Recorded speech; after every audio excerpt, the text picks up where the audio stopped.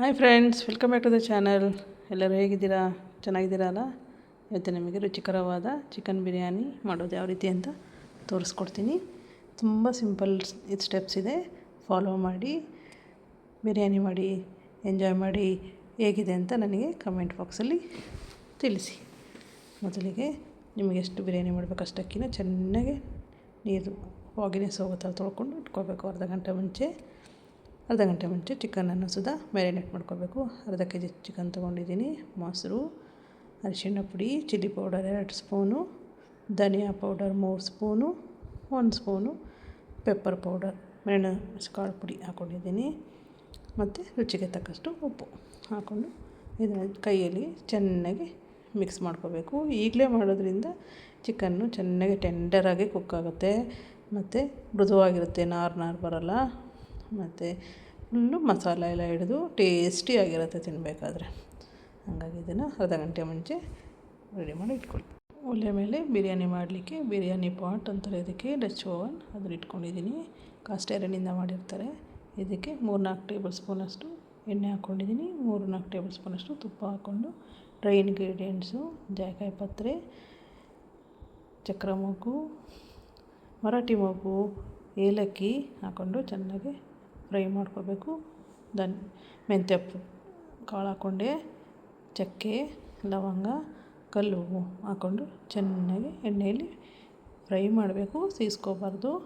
ಮತ್ತು ಉದ್ದುದ್ದಾಗೆ ಕಟ್ ಮಾಡಿದಂಥ 2 ಈರುಳ್ಳಿನ ಹಾಕ್ಕೊಂಡು ಚೆನ್ನಾಗಿ ಫ್ರೈ ಮಾಡ್ಕೊಳ್ಳೋಣ. ಫುಲ್ಲು ಫ್ರೈ ಆಗಬೇಕು ಈರುಳ್ಳಿ, ಆವಾಗಲೇ ಟೇಸ್ಟ್ ತುಂಬ ಚೆನ್ನಾಗಿ ಬರುತ್ತೆ. ಇವಾಗಲೇ ನಾನು ಕೊತ್ತಂಬರಿ ಮತ್ತು ಪುದೀನ ಈ ಸ್ಟೇಜಲ್ಲಿ ಹಾಕ್ಕೋತಾ ಇದ್ದೀನಿ. ಇದು ಎಣ್ಣೆಯಲ್ಲಿ ಫ್ರೈ ಆದರೆ ಇದ್ರದ್ದು ರುಚಿನೇ ಬೇರೆ, ಅಷ್ಟು ಚೆನ್ನಾಗಿ ರುಚಿಯಾಗಿರುತ್ತೆ. ಹಾಗಾಗಿ ಎಣ್ಣೆಲಿ ಫ್ರೈ. 4-5 ಹಸಿಮೆಣಸಿನ್ಕಾಯಿ, ನೀವು ಖಾರಕ್ಕೆ ತಕ್ಕಂತೆ ಹಸಿಮೆಣಸಿನ್ಕಾಯಿ ತೊಗೊಂಡು ಎಣ್ಣೆಯಲ್ಲಿ ಚೆನ್ನಾಗಿ ಫ್ರೈ ಮಾಡ್ಕೊಳ್ಳಿ. ಕಸೂರಿ ಮೇಥಿನಾದ್ರು ಹಾಕ್ಕೋಬೋದು, ಅಥವಾ ಮೆಂತ್ಯ ಸೊಪ್ಪನ್ನಾದರೂ ಹಾಕ್ಕೋಬೋದು, ತಾಜಾ ಅದನ್ನು ಹಾಕ್ಕೊಂಡು ಚೆನ್ನಾಗಿ ಫ್ರೈ ಮಾಡ್ಕೊಳ್ಳಿ. 2 ಟೊಮೊಟೊ ಉದ್ದುದ್ದಾಗಿ ಕಟ್ ಮಾಡ್ಕೊಂಡಿರೋ 2 ಟೊಮೊಟೊ ಫ್ರೈ ಮಾಡ್ಕೊಳ್ಳಿ. ಎಲ್ಲ ಸ್ಮ್ಯಾಶ್ ಆಗಬೇಕು ಟೊಮೊಟೋಸು. ಈಗ ಮ್ಯಾರಿನೇಟ್ ಮಾಡಿಟ್ಟಂತಹ ಚಿಕನ್ನ ಹಾಕ್ಕೋತಾ ಇದ್ದೀನಿ. ಗಟ್ಟಿ ಮೊಸರು ಹಾಕ್ಕೊಂಡಿರೋದ್ರಿಂದ ಎಷ್ಟು ಇದಾಗಿ ಬಂದಿದೆ ನೋಡಿ. ಇದನ್ನು ಚೆನ್ನಾಗಿ ಫ್ರೈ ಆಗಬೇಕಿದು, ಮತ್ತು ಬೇಯಬೇಕು. ಈ ಥರ ಎಣ್ಣೆಲಿ ಫ್ರೈ ಮಾಡಿ ಒಂದು ಸ್ವಲ್ಪ ಹೊತ್ತು ಇದನ್ನು ಮುಚ್ಚಿಟ್ಬಿಡೋಣ.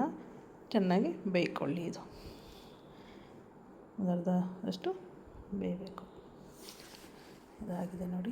ಈಗ ನಾವು ತೊಳೆದಿಟ್ಕೊಂಡಂತಹ ಅಕ್ಕಿಯನ್ನು ನೀರೆಲ್ಲ ಸೋಸಿ ಇದಕ್ಕೆ ಮಿಕ್ಸ್ ಮಾಡೋಣ. ಈ ಅಕ್ಕಿಯನ್ನು ಸಹ ಇದರಲ್ಲಿ ಚೆನ್ನಾಗಿ ಫ್ರೈ ಮಾಡ್ಕೊಳ್ಳೋಣ. ಇದರಲ್ಲಿ ಜಾಸ್ತಿ ತಿರುಗಿಸ್ಬೇಡಿ, ಅಕ್ಕಿ ನೆಂದಿರೋದ್ರಿಂದ ಬ್ರೇಕ್ ಆಗೋ ಚಾನ್ಸಸ್ ಇರುತ್ತೆ. ಸೊ ಅದರಿಂದ ನಿಧಾನವಾಗಿ ತಿರ್ಗಿಸ್ಕೊಂಡು ಮಾಡ್ಕೊಳ್ಳಿ. ಇದಕ್ಕೆ ಬಿಸಿ ನೀರನ್ನೇ ಹಾಕಿ ಬೇಗ ಕುಕ್ ಆಗುತ್ತೆ, ಮತ್ತು ಫ್ಲೇವರು ಎನ್ಹ್ಯಾನ್ಸ್ ಆಗುತ್ತೆ ಬಿಸಿ ನೀರು ಹಾಕೋದ್ರಿಂದ. ನಿಧಾನಕ್ಕೆ ಮಿಕ್ಸ್ ಮಾಡ್ಕೊಳ್ಳಿ. ಈಗ ರುಚಿಗೆ ತಕ್ಕಷ್ಟು ಉಪ್ಪು ಹಾಕ್ಕೊಳ್ಳಿ. ಕ್ಲೋಸ್ ಮಾಡಿ ಇಡೋಣ, ಬೇಯಲಿ ಚೆನ್ನಾಗಿ. ಈಗ ಈ ಟೈಮಲ್ಲಿ ಶುಂಠಿ ಬೆಳ್ಳುಳ್ಳಿ ಪೇಸ್ಟು ಮತ್ತು ಪಲಾವ್ ಎಲೆ ಅಂತ ಹೇಳ್ತೀವಲ್ಲ, ಅದನ್ನು ಹಾಕ್ಕೊಂಡಿದ್ದೀನಿ. ಚೆನ್ನಾಗಿ ಮಧ್ಯದಲ್ಲಿ ತೆಗೆದು ಸ್ವಲ್ಪ ಸ್ಲೋ ಆಗಿ ತಿರುಗಿಸ್ಕೋಬೇಕು. ಯಾಕೆಂದರೆ ಅಕ್ಕಿ ಕೆಳಗೆ ಹೋಗ್ಬಿಡುತ್ತೆ, ಮೇಲೆ ಬಂದು ಮಸಾಲ ಕೆಳಗೆ ಉಳ್ಕೊಳ್ಳುತ್ತೆ. ಆದ್ದರಿಂದ ನೋಡಿ, ಈ ಥರ ಒಂದು 50-75% ಅಷ್ಟು ಕುಕ್ ಆದಾಗ ಇದಕ್ಕೆ ನಾವು ಬಿರಿಯಾನಿ ಪೌಡರನ್ನು ಹಾಕ್ಕೋಬೋದು, ಅಥವಾ ಗರಂ ಮಸಾಲ ಪೌಡರ್, ಎರಡೂ ಒಂದೇ, ಆಲ್ಮೋಸ್ಟ್ ಸೇಮ್ ಇರುತ್ತೆ. ಹಾಕ್ಕೊಂಡು ಸ್ವಲ್ಪ ಮಿಕ್ಸ್ ಮಾಡ್ಕೊಳ್ಳೋಣ ನಿಧಾನಕ್ಕೆ. ಗಮನಿಸ್ಬೋದು, ನಾನು ಸೈಡಿಂದನೇ ಮಿಕ್ಸ್ ಮಾಡ್ತೀನಿ, ಮಧ್ಯದಲ್ಲಿ ಮಿಕ್ಸ್ ಮಾಡೋಕ್ಕೆ ಹೋಗಲ್ಲ, ಬ್ರೇಕ್ ಆಗುತ್ತೆ ಅಕ್ಕಿ ಅಂತ. ಮುಚ್ಚಿಟ್ಬಿಡೋಣ. ಈಗ ಒಂದು ಹಂಚಿನ ಒಲೆ ಮೇಲೆ ಇಟ್ಟು ಅದನ್ನು ಬಿಸಿಗಿಟ್ಟು ಇದನ್ನು ದಮ್ಮಿಗಿಡೋದು ಅಂತ ಹೇಳ್ತಾರೆ, ದಮ್ಮು ಬಿರಿಯಾನಿ ಮಾಡಲಿಕ್ಕೆ. ಆ ಥರ ಮಾಡಿ ಸ್ವಲ್ಪ ಹೊತ್ತು ಇಡೋಣ. ಆಮೇಲೆ ಇದಕ್ಕೆ ಕೋರಿಯಾಂಡರ್ ಪೌಡರಿಂದ ಮಾಡಿ, ಮತ್ತು ಕೇಸರಿಯನ್ನು ಹಾಲಲ್ಲಿ ನೆನೆಸಿರುತ್ತೆ, ಬಿಸಿ ಹಾಲಿನಲ್ಲಿ ಅದನ್ನು ಸ್ವಲ್ಪ ಹಾಕ್ಕೊಂಡು ಒಂದು 5 to 10 ಮಿನಿಟ್ಸ್ ಅದೇ ದಮ್ಮಿಗೆ ಬಿಟ್ಬಿಡೋಣ. ನೋಡಿ ಆಗಿದೆ ಈಗ ಬಿರಿಯಾನಿ. ಎಳೆಯಾಗಿ ಪದರ ಇದಾಗಿ ನೀಟಾಗಿ ಬಿಡಿಯಾಗಿ ಆಗಿದೆ. ಬಿಸಿ ಇದ್ದಾಗ ಸ್ವಲ್ಪ ಅನಿಸುತ್ತೆ, ತಣ್ಣಗಾದ್ಮೇಲೆ ಬಿಡಿ ಆಗುತ್ತೆ. ಇದನ್ನು ಒಂದು ಪ್ಲೇಟಿಗೆ ಹಾಕಿ ಸರ್ವ್ ಮಾಡಿ. ಮೊಸರು ಬಜ್ಜಿ ಇದ್ದರೆ ಮೊಸರು ಬಜ್ಜಿನೋ, ಅಥವಾ ಹಂಗೆ ಪ್ಲೇನಲ್ಲಿ, ನನಗಂತೂ ಹಂಗೆ ಪ್ಲೇನ್ ಇಷ್ಟ, ಇದ್ರ ಫ್ಲೇವರ್ ಹೋಗ್ಬಿಡುತ್ತೆ ಅಂತ ಪ್ಲೇನೇ ಎಂಜಾಯ್ ಮಾಡ್ತೀನಿ. Thank you for watching. Video ಇಷ್ಟ ಆಗಿದ್ರೆ ಲೈಕ್, ಶೇರ್ ಮತ್ತು ಕಮೆಂಟ್ ಮಾಡಿ, ಸಬ್ಸ್ಕ್ರೈಬ್ ಮಾಡಿ. Thank you.